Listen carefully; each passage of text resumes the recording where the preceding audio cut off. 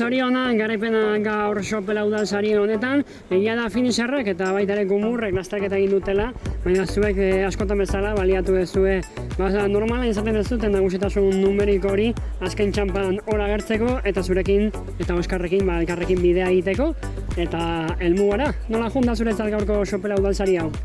Oso pozik, beraiek lasterketa bikaina egin dute, gure behi.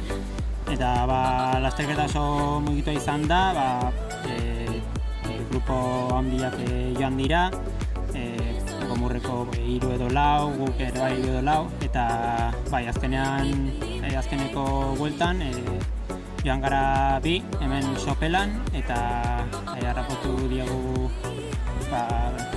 aurrekoei, eta azken aurreko errepetxoan atakatu dut, eta joan nahiz Oskar Janekin, eta hemen Sopelako metan irabazi dut.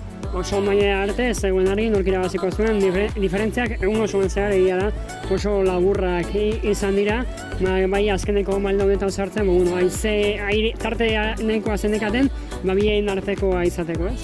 Bai, azkenean lasterketa oso azkarra izan da, rekorri oso azkarra zen, eta azkenean tarte gutxi zegoen, eta irabazia zuen nik edo gomurreko bat edo ikut, Zorionak. Eskerrik asko.